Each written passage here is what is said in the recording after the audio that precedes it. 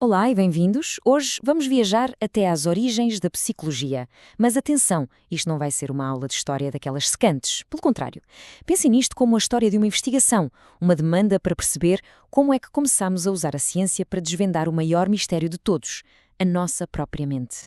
Para começar, temos de ir diretos a uma questão que nos persegue há milénios. Como é que podemos ter a certeza de que aquilo que sabemos é de facto verdade? Como é que distinguimos uma mera opinião, uma crença pessoal, de um conhecimento real e justificado? É esta luta que está na base de tudo. Ora, já o filósofo Platão dizia que o conhecimento, a que ele chamava epistemologia, é o oposto da simples crença. E faz todo o sentido, não é? Uma crença é um ponto de vista, é subjetiva. O conhecimento precisa de mais. Tem de ser verdade e, mais importante ainda, tem de ser justificado, tem de ter provas. E esse era o grande desafio. Então, como é que demos este salto quase impensável da especulação filosófica para o laboratório científico? A resposta está num encontro improvável, na fusão de dois mundos que durante séculos andaram de costas voltadas. A melhor forma de ver isto é pensar na filosofia e na fisiologia como os pais da psicologia. A filosofia era a mãe, a sonhadora, sempre a fazer as grandes perguntas. O que é consciência? Por que é que sentimos o que sentimos? E a fisiologia era o pai, o pragmático, de bata branca no laboratório, a tentar perceber o como. Como é que um impulso elétrico no cérebro se transforma num pensamento? Foi a junção perfeita do porquê com o como. E esta imagem resume tudo na perfeição. Foi esta combinação das grandes questões sobre a existência humana, da filosofia, com as ferramentas de medição da fisiologia, que criou terreno fértil para nascer algo totalmente novo. Uma disciplina que queria perceber o mistério, mas também a mecânica da mente. Esta combinação era explosiva, é verdade, mas ainda faltava qualquer coisa.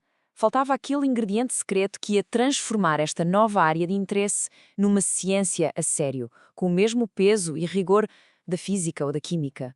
O que seria? Bem, chegamos ao século XIX. E é aqui que tudo muda. É aqui que este novo campo ganha finalmente um nome, uma identidade e, crucialmente, a ferramenta que o ia definir para sempre. E o nome escolhido não podia ser mais audacioso: psicologia, ou seja, o estudo da alma ou da mente. Claro que uma ambição destas, de querer estudar algo tão íntimo e pessoal, trazia consigo um desafio gigantesco. E o ceticismo era enorme. Muitos dos maiores pensadores da época, como Kant ou Galileu, diziam basicamente: calma, isto nunca vai ser uma ciência a sério. Como é que se vai medir um pensamento ou um sentimento com o rigor de um laboratório? Era uma crítica muito válida na altura.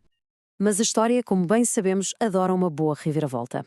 Foi precisamente no século XIX que a psicologia encontrou a sua arma secreta. Encontrou uma forma de transformar o mundo interior e subjetivo dos nossos pensamentos em algo que podia ser observado e medido. Esta cronologia mostra a viagem completa. Começamos com as raízes na filosofia e na fisiologia. Depois, o momento decisivo no século XIX, com a adoção do método científico. E finalmente chegamos aos dias de hoje, em que a psicologia é uma ciência estabelecida. Mas, na prática, o que é que isso quer dizer? Quais são as regras do jogo?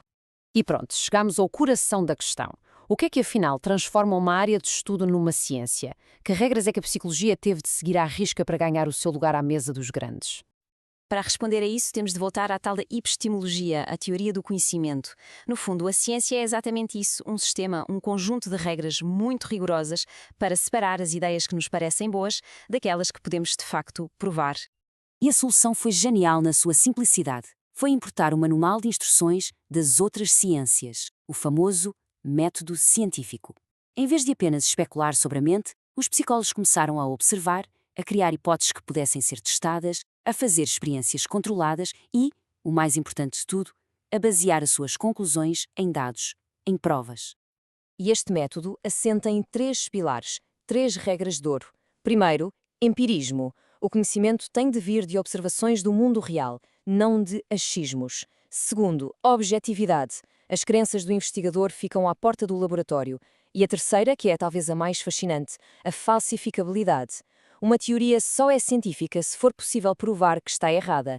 Por exemplo, a teoria todos os cisnes são brancos é científica, porque basta encontrar um único cisne negro para a deitar por terra.